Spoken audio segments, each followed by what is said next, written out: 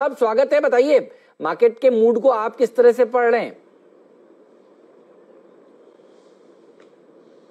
Hemant, good afternoon. देखिए, चिंता की बात तो कोई खास दिख नहीं रही, लेकिन जो आरबीआई की जो वीकेंड पे एक रिपोर्ट आई, जो फाइनेंशियल स्टेबिलिटी रिपोर्ट के नाम से जानी जाती है, उसमें जो चिंता थोड़ी आरबीआई ने व्यक्त की है, उसका रिएक्शन आज हम बैंक्स पे देख रहे हैं। और वो मैं क्यों उसका रिएक्शन बोल रहा हूं कि शुरुआत में ये था कि एचडीएफसी बैंक में पुरी साहब जाते जाते अपने कोई शेयर बेच रहे, इसलिए अटकलें लग रही कि गिरावट आई।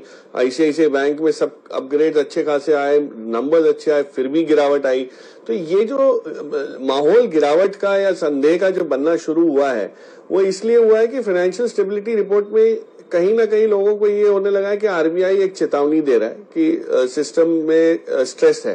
तो स्ट्रेस तो है ही, तो हमको पहले भी पता था। ऐसा तो है नहीं कि बिना स्ट्रेस के हम लोग काम काज कर रहे हैं।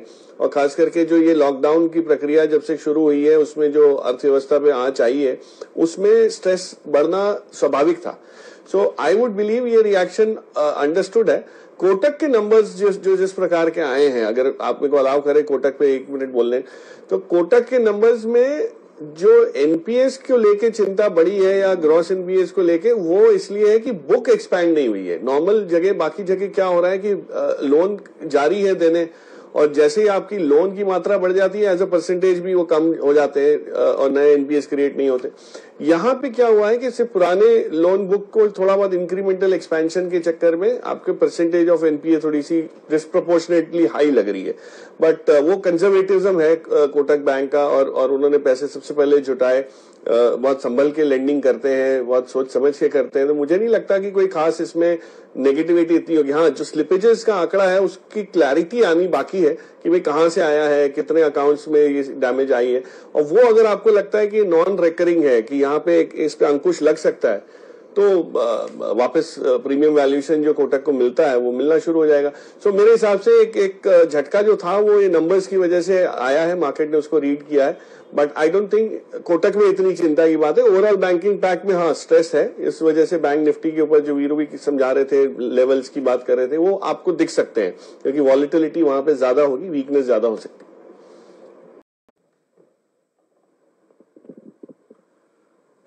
अच्छे लगे मार्केट को, लेकिन मुझे एक ही चीज जो बहुत ज्यादा पसंद नहीं आई उस पर्टिकुलर ट्रेड में, उस पर्टिकुलर काउंटर में, वो ये थी कि ये नंबर्स में इंप्रूवमेंट प्रॉफिटेबिलिटी का जो आया है, that is more on the basis of cost reduction. और इसमें कॉस्ट रिडक्शन के अलावा कोई खास वो एडवांटेज नहीं है।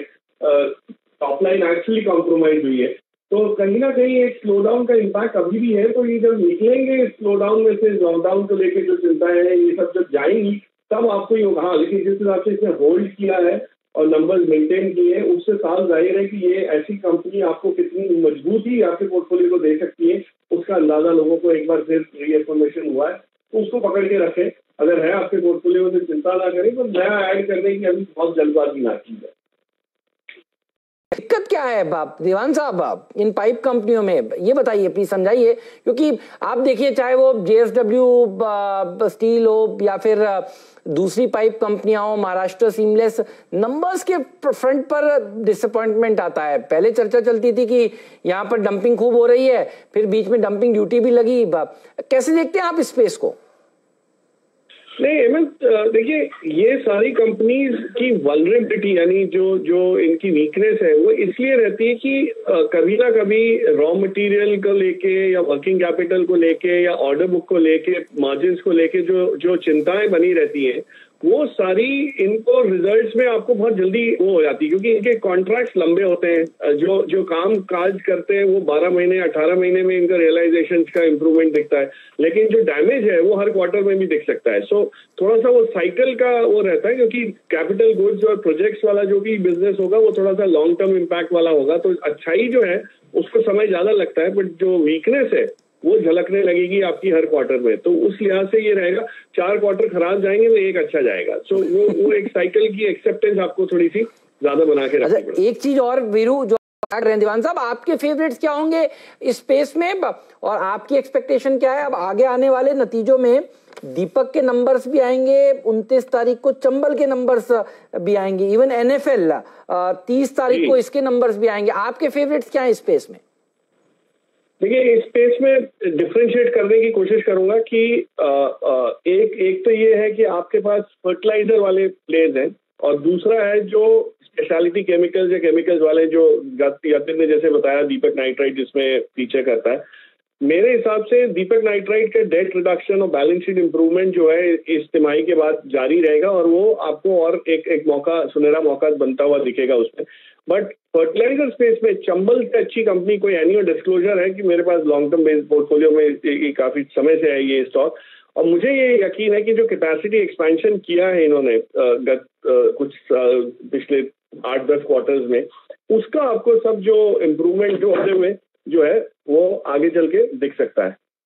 So I would believe it is a very good play, आगे चल के भी बनेगा, बट उसको आप देख सकते हैं लॉन्ग टर्म में। बाकी के भी तो बताइए सर।